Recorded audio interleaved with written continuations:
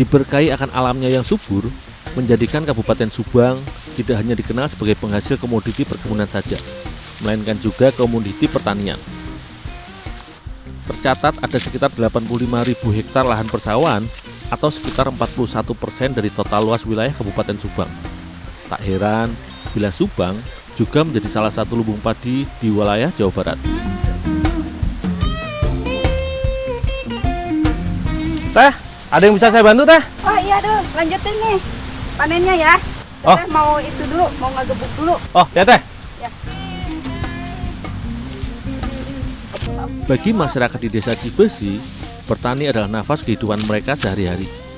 Wilayahnya yang berupa lembah dengan lahan persawahan yang subur, serta dikelilingi oleh beberapa aliran sungai yang bersumber dari Curug Cibaroi, menjadi daerah ini sebagai salah satu desa penghasil beras di Kabupaten Subang. Selain ikut bersama warga setempat untuk memanen padi, perjalananku kali ini akan membuat salah satu jajanan tradisional yang bahan dasar utamanya dari tepung beras, yaitu kue lumpang.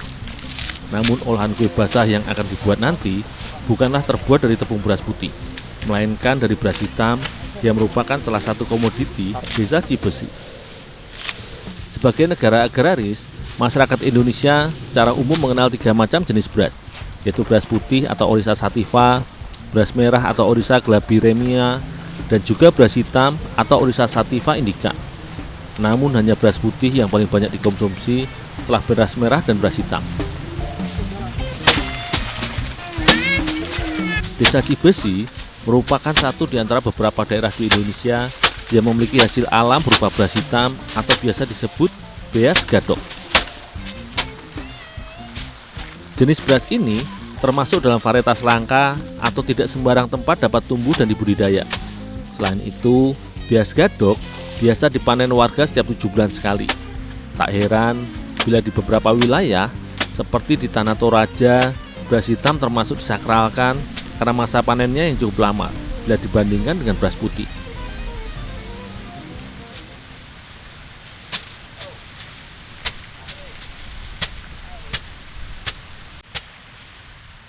Sebelum disajikan atau diolah menjadi bahan makanan, bulir padi harus melalui beberapa tahap yang cukup panjang hingga menjadi beras.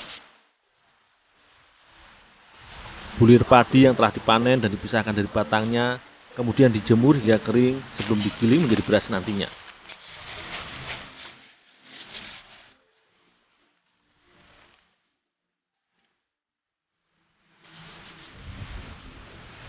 Ya Teh? Tolong itu padi yang sudah kering, angkat, terus bawa ke rumah ya. Oh, ya Teh. Ya.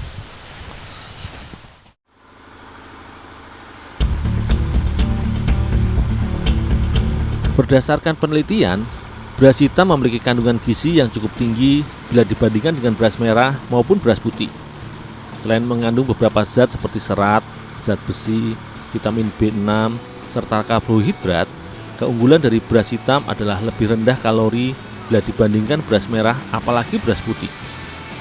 Selain itu, dalam beras hitam juga mengandung flavonoid yang biasa didapati pada sayuran atau buah-buahan, yaitu zat antitusin. Zat ini berfungsi sebagai antioksidan yang kuat bagi tubuh, sehingga cukup baik bila dikonsumsi. Karena kandungan nilai gizi serta nilai ekonomisnya yang cukup tinggi, tak heran bila petani di Desa Cibesi ini juga membudidayakan padi beras hitam jenis galur. Selain masa panennya yang lebih singkat, hanya sekitar 4 bulan, hampir sama dengan padi beras putih. Sebelum diolah menjadi makanan, beras yang telah dipanen kemudian dipisahkan dari kulit luarnya atau sekam ke tempat penggilingan padi.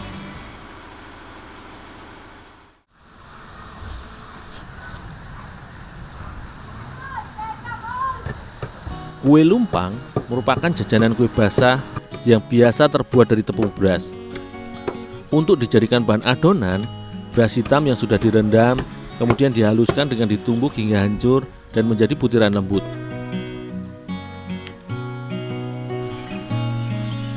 Selanjutnya, butiran tepung disaring agar didapat tepung yang halus.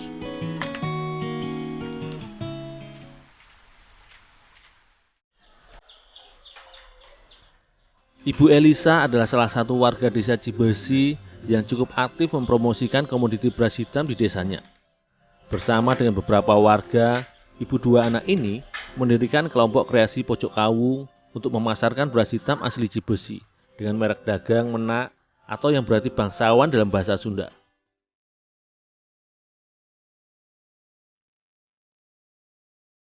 Selain beras hitam, kelompok kreasi Pojok Kawung yang dikelolanya juga mengelola beras hitam menjadi beberapa produk turunan seperti peyem atau tape, serta rengginang yang menggunakan bahan dasar beras hitam. Namun kali ini, beras hitam yang dulunya hanya dikonsumsi oleh bangsawan Cina dan bangsawan di Pulau Jawa ini akan kami olah menjadi salah satu jajanan tradisional yang dikenal akan bentuknya yang khas, yaitu kue lumpang atau kue mangkuk.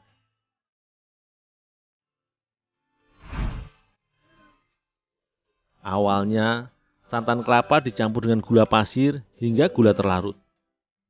Selanjutnya, semua bahan seperti tepung beras dicampur dengan sedikit tepung tapioka sebagai pengikat adonan dan kemudian dikocok hingga rata. Hasil pencampuran bahan inilah yang akan menjadi bahan dasar yang akan dibuat. Khusus untuk kue lumpang beras hitam yang aku buat kali ini, Ibu Elisa menambahkan adonan flour dari telur dan santan sebagai topping atau adonan penutup di atasnya.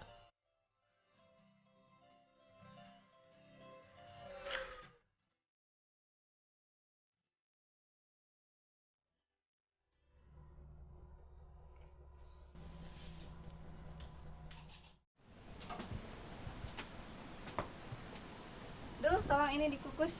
Oh, ya teh.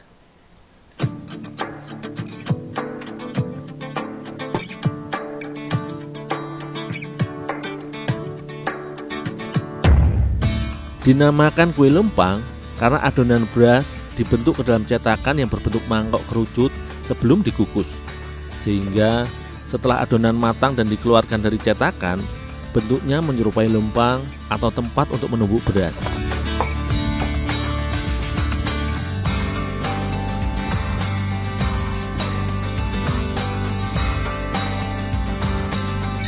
Setelah adonan kue lumpang dikukus setengah matang, adonan dikeluarkan, dilubangi bagian atasnya untuk ditambahkan adonan flour dan kemudian adonan dikukus kembali.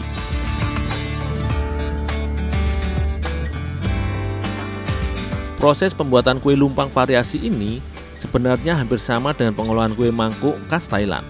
Hanya saja adonan kue lumpang buatanku bersama ibu-ibu di desa Cibesi ini memiliki cita rasa yang manis.